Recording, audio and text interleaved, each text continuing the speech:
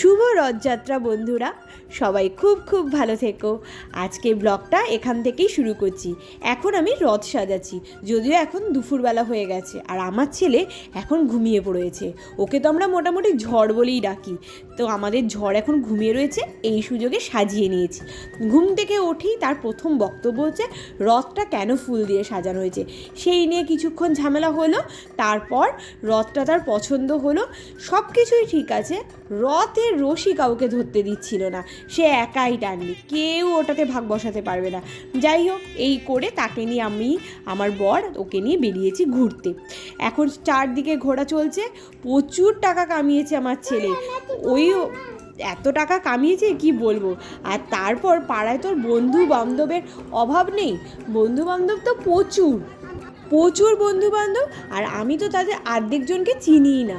হ্যাঁ, আমি এতদিন মোটামুটি বিয়ে হয়ে এসেছি, আমি আমার পাড়ার সমস্ত মানুষকে চিনিই না। আমার ছেলের দৌলতে এখন মোটামুটি সবার সাথেই পরিচয় হয়ে যাচ্ছে।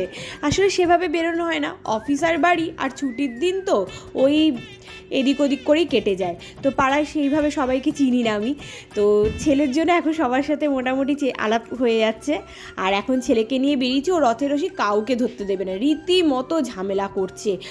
আর এরপর আমরা ওকে নিয়ে চলে আসলাম বাড়িতে এসে ছেলেকে খাওয়ালাম। তারপরে আমরা গেছিলাম আমাদের এখানে একটা নতুন ওই বাজার কলকাতা হয়েছে সেখানে গিয়েছিলাম কিছু জিনিস কেনার জন্য। আর ওখানে গিয়ে আমার ছেলে একটা নতুন বন্ধু খুঁজে পেয়েছে, তার সাথে তো পুরো দৌড়াদৌড়ি শুরু করে দিয়েছে। কি দুষ্টুমি যে করছিল কি বলবো। যাই হোক, খুব মজাই লাগছিল আমার। তারপর ওখান থেকে আমরা চলে গেলাম সোজা দিদিভাইয়ের বাড়ি। হ্যাঁ, দিদিভাই হচ্ছে আমাদের পাশের বাড়িতে থাকে, আর দিদিভাইয়ের আজকে ছিল জন্মদিন। সেই শুভ জন্মদিনে আমরা চলে গেছি দিদিভাইয়ের বাড়িতে।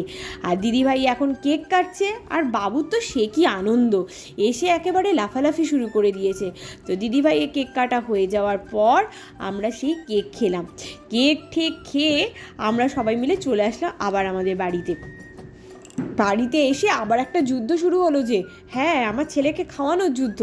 তারপর তাকে খাওয়ানোর পর আমরা বসে গেছি আমাদের ডিনারটা আমাদের বাড়িতেই পাঠিয়ে দিয়েছিল আমাদেরকে, কারণ অনেকটা রাত হয়ে গেছিলো।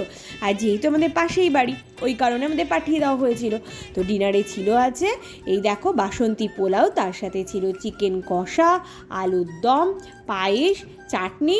ওফ, সে তো বিশাল ভুঁড়ি ভোজ, একেবারে পেট একেবারে ভরে গেছে। যাই হোক, খাওয়া দাওয়ার পর্ব শেষ হওয়ার পর আমরা অনেক দিন বাদে একটু মাঝে মাঝে আমার ভয়েসটা এরকমই একটু কেটে যায়, কারণ আমার সাথে আমার দুষ্টুটা রয়েছে না, বিভিন্ন রকমের সাউন্ড করে, তো তোমরা একটু মানিয়ে গুছিয়ে নিও। আর মাঝে মাঝে আমি এখন ব্লগও দিতে পারছি না, আমার দুষ্টুটাকে নিয়ে আমি মাঝে মাঝে পুরো পাজলড হয়ে যাই। এই যে দেখতে পাচ্ছ, এর একটা নমুনা, সারা বাড়ি নোংরা করেছে রাত্রিবেলা, এখন ওকে পুরো বাড়ি ঝাড় দিয়েছি, কর পরিষ্কার। এগুলো তো শেখাতে হবে না, পুরো বাড়ি নোংরা করে রাখবে আর আমরা সবাই মিলে পরিষ্কার করবো না। খুব মজা পেয়েছে, পুরো বাড়ি ঝাঁপ দিয়ে পরিষ্কার করেছি, এই ছিল ওর শাস্তি। এই করে আজকের দিনটা বেশ ভালো মতোই কাটালাম। তো এবার উল্টো রথের জন্য আমরা সবাই ওয়েট করে রয়েছি। উল্টো রথে কী করবো কে জানে, ততদিন অবধি আমাদের রথটা আস্ত থাকবে কিনা, এই হচ্ছে একটা বড় সময়। তো ঠাকুর জগন্নাথকে তো লুকিয়ে রেখেছি। এই করে আজকে দিনটা শেষ হলো, টাটা।